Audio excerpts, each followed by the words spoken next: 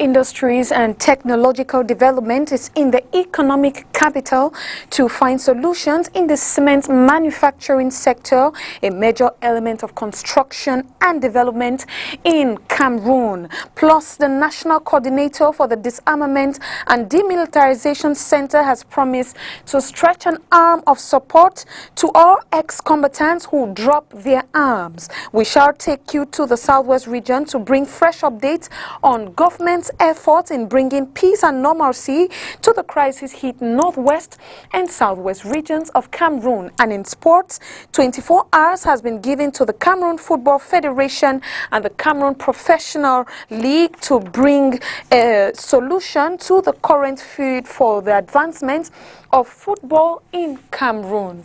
And those are our top stories. Good evening, ladies and gentlemen. Thanks for watching the 6 p.m. newscast in the English language. I am Josephine Bindzi. The Minister of Mines, Industries and Technological Development has begun a 2-day working visit to the economic capital to discuss with producers of cement. The aim is to find solutions to the challenges faced by actors of the cement sector. Peter Saucier completes that story. The production of cement in Cameroon is satisfactory thanks to the liberalization of the sector to many actors by the government. However, after receiving many complaints from producers, the Minister of Mines, Industries and Technological Development is meeting them in Douala to find solutions to these challenges. Nous avons eu de votre part et de manière permanente. We have received from you an on permanent basis fears, if not complaints, over stability and security in the face of competition, which you qualify as not loyal. Votre sécurité face à une concurrence que vous-même avez qualifiée de pas du tout loyale. Gabriel Ndodo Ndoke believes that such meetings are very important for the development of the cement and manufacturing sector. Les acteurs de la profession que vous êtes avaient certainement décidé à suggérer. The actors of your profession should have ideas to propose to the government in order to enable it formulate her actions and guarantee that the value chain is reinforced. La chaîne des métiers, la chaîne des valeurs puisse être renforcée. The minister's meeting with actors of the cement sector is part of a 2-day working visit to the economic capital, which will see him tour cement and metal producing factories. The Minister of Youth and Civic Education, Mununa Futsu, has awarded 12 youths who have participated in the 3-year Special Youth Plan. The award-giving ceremony has taken place on Wednesday in the city of Yaoundé. Catherine Kone with more. The Disarmament, Demobilization and Reintegration Center in Boya has been attracting bad publicity for the past months. Unscrupulous individuals have been making use of prevailing challenges at the center to spread fake news about former separatist fighters. But the core problem remains the reinsertion of pioneer inmates into the society. And this concern has been spelled out directly to the National Coordinator of the DDR Commission during a working visit to the Boya Center.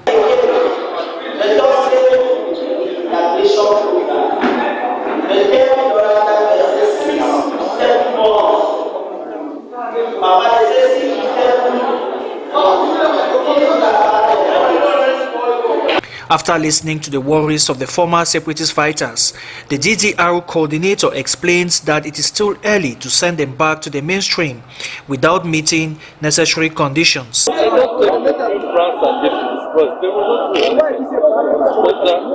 them so that tomorrow they can use to their families and they can be useful to their families. These are the 3 messages that I want to put to pass on. And to continue to accompany us in the process, but it is going to work out very well. Fayengo Francis has urged them to remain patient, promising the state's unconditional support to them Shortly after he leaves, 11 former separatist fighters have been received at the governor's office after dropping their arms. They are from Lebi division in the southwest region. I don't first enter this thing before I enter. So I don't realize it's a very bad thing, very dangerous thing. So I decide to come out with everything. So I did not leave anything in the bush. So I bring everything you people I see. I was the one who brought all these things. So I thank you people. The Secretary General of the region who received them has promised adequate care to them. Center DDR, they will receive them, they will lodge them, they will feed them, take care, they will give them medical assistance, they will give them security, and they will give them training and a future. An olive branch has been extended to those still in the bushes for them to drop their arms, join the mainstream for a return to normalcy across the two restive regions. We apologize for that technical mix-up. That was rather a report on the National Coordinator of the Disarmament, Demilitarization and Disintegration Commission, who has promised government support to ex-fighters who have dropped their arms. The visit of Yengo Francis was followed by the presentation of 11 former fighters from Lebi division who dropped their arms. That was done by Peter Nsose. And we take you back to the Minister of Youth and Civic Education, Munona Fotso, who has awarded 12 youths who have participated in the 3-year Special Youth Plan. The award-giving ceremony has taken place in the central region of the nation, Yaoundé. Details with you, Catherine Kone.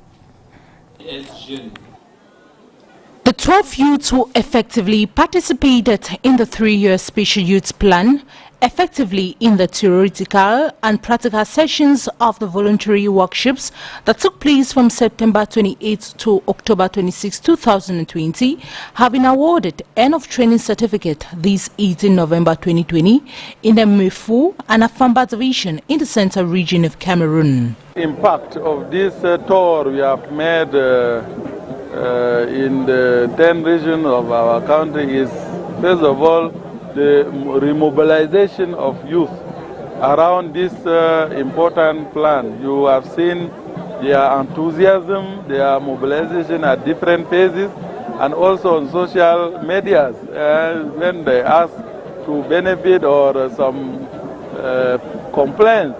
It means that they are now believing in that 3-year Special Youth Plan and they are ready to register themselves to benefit from it. Although some are contesting that they should be the first beneficiaries, but they don't know that there were others who have already registered. So now I think the youth are mobilized around this 3-year Special Youth Plan and has that hope, and they know that the head of state has achieved the goal, has put the necessary finances at their disposal. The handing over ceremony of these certificates was championed by the Minister of Youth and Civic Education, Munona Fotso, who has this to say. Appropriation of the mechanism, because we notice that some stakeholders are not mastering the procedures. That's why during our tour, we sensitize all the stakeholders, particularly the administrative authorities, the local authorities, the municipal authorities, the traditional rulers, and all the elites, so that they should master themselves the mechanism to advise, to accompany their youth. This is very important, and I think it was a great success. But I seize the opportunity also to appeal the attention of our collaborators to implement the mechanism suitably considering the context of every locality, because it's very important, from the registration to the National Youth Observatory to the financing, passing through the moral, civic and entrepreneurial rearmament. They should respect the regulations. It is worth noting that this 3-year Special Youth Plan initiative, which is carried out across the 10 regions of Cameroon, has an objective to remobilize the youths and assist them in their various projects. The Advanced Vocational Training in Douala has signed an agreement between 20 enterprises and organizations today in the littoral region. The aim of the agreement is to curb youth unemployment in the city of Douala. Catherine Kone gathered the following details for the 6 p.m. newscast. In a bid to fight youth unemployment in the city of Douala, a set of documents to strengthen the agreement between the Vocational Training Center of Excellence and some 20 companies and national organizations have signed today, November 19, 2020. When you look at demographic statistic, you happen to see that most of the population, the citizens of Douala are youth. Then the main axis of our politics in the town should be empowerment of the youth. And we have opportunity through this formation center to have a wonderful plateau technique. And we could not but only associate ourselves to this institution so that we enter in a win-win relationship to the best of interests of our youth. The training center is a public establishment in partnership with the Ministry of Employment and Vocational Training. And will help us because through the convention we have the important infrastructure concerning the training of our students.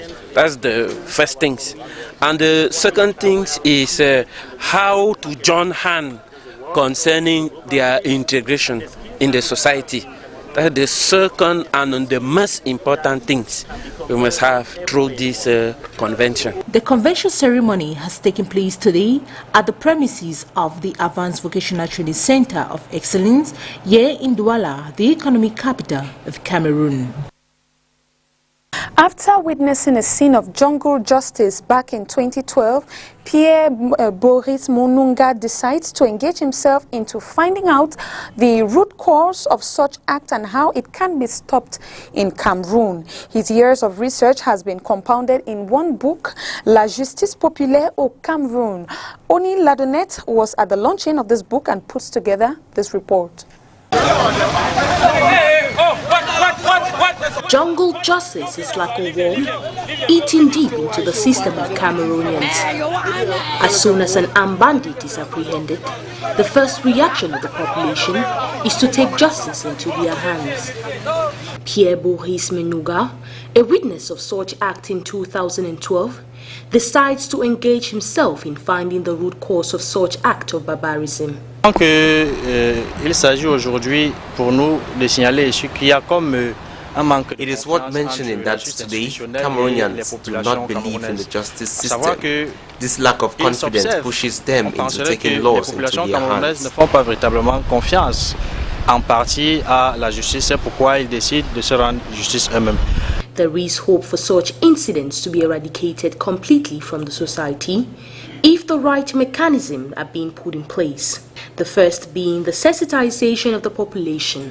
Le premier indicateur, c'est la sensibilisation. Il faut sensibiliser sur les peines encourues par les personnes qui décident de s'engager, de se lancer dans cette pratique. The first thing to do is sensitization. People have to be sensitized on the consequences when they engage themselves in such acts. These perpetrators have to be condemned as well. Sometimes you notice people with no interest of engaging in jungle justice get into it just because another person did the same thing. Un trophée qu'on cherche à brandir, à savoir que porter le coup de grâce relève pour ces personnes-là comme est considéré pour ces personnes comme un trophée. Restoring the confidence of the population to the Cameroon justice system will also go a long way in wiping out this societal ill. La solution est de sensibiliser, parler véritablement de cette pratique regrettable et the solution is to sensitize the population, speak out against this act. My proposal in this book is for an alternative means to be created, an alternative means in regards to the justice system, which can influence Cameroonians into believing in it. Il faut un mode alternatif qui va pallier effectivement à cette carence de justice et tout est bien dans l'ouvrage. All these make up Pierre Menuga's new book, launched on Wednesday, November 18th, here in the economic capital, Douala. And we now take you to Marché Mbopi in the Douala municipality, where traders of skin lightening products are in high demand for skin moisturizers. An increase in demand, they say, is as a result of the yearning for a fair complexion by some women today. Only Ladonettes visited the market and has the following report.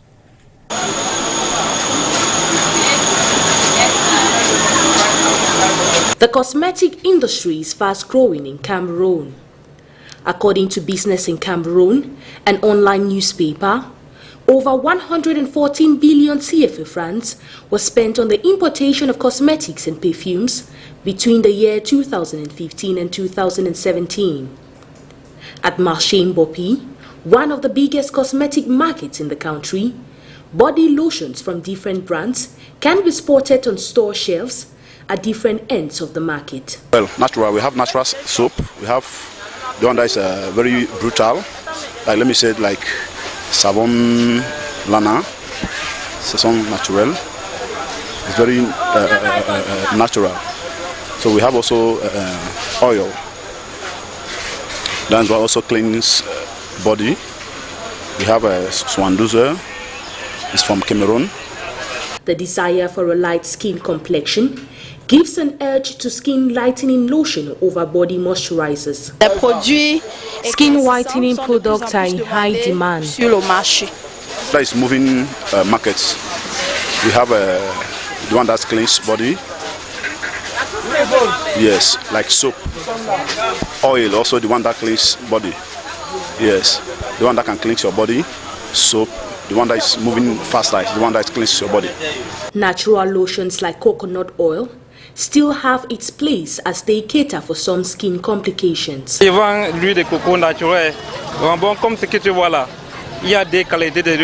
sell natural coconut oil. We have two types. Many women buy this when they have problems like stretch marks, acne. Some even buy it for cooking. It reduces fat.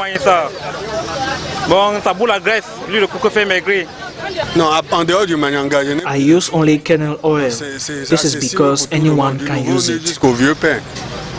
Statistics from Business in Cameroon also indicate that just about 20% of these cosmetics are locally produced.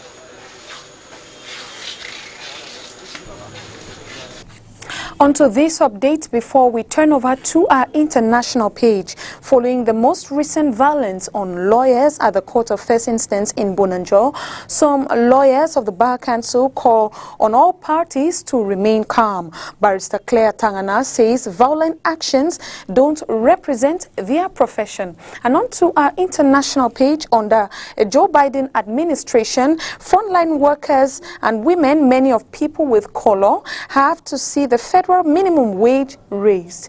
Details with the VOA. Orlando Davila has worked in this microbusiness since 2012. The 73-year-old Bolivian-born prep cook really should retire, but he can't afford that. I need to work because I have a house and need to pay $3,000 in mortgage, plus water, electricity, and gas. 75% of workers at this Virginia restaurant earn between $8 and $12 an hour. That's a little bit higher than the federal minimum wage, which now stands at $7.25 an hour. President-elect Joe Biden has promised to double that minimum wage to $15 an hour. The restaurant's creative director, Chloe Swanson, wants to support her workers. She knows the cost of living has gone up over the years. But she agrees with President Donald Trump and Senate Republicans, who say boosting wages puts businesses under stress. Because you realize that you have to have some major budgetary cuts, perhaps even just staffing cuts. I do believe we are overdue for a minimum wage raise. I think it's something that should be done incrementally. A bill to do just that is stalled in Congress, thanks mainly to differences between Republicans and Democrats. It would gradually hike the pay floor to $15 an hour by 2025. In the meantime, 7 states already have or are moving towards a $15 minimum.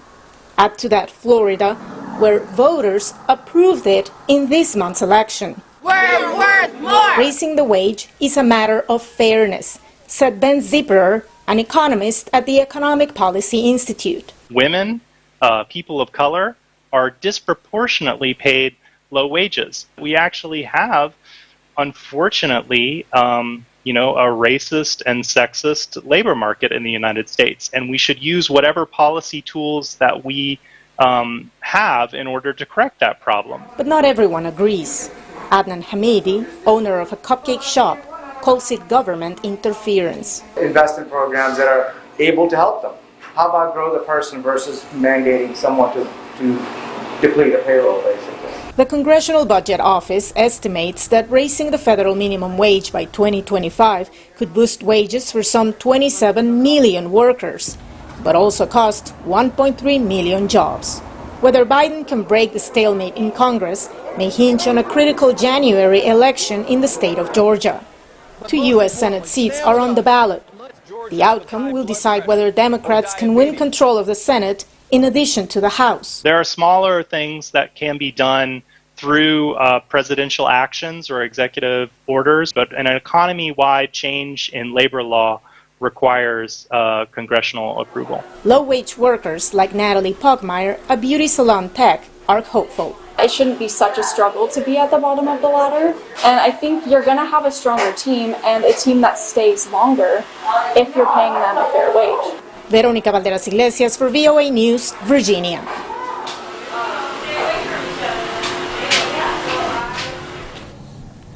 And in sports, the conversation meeting between the Cameroon Football Federation and the Cameroon Professional Football League is taking place at the Prime Ministry, as both opposing parties have been given 24 hours to seek a solution to the feud that are currently engaged in for the betterment of football in the country.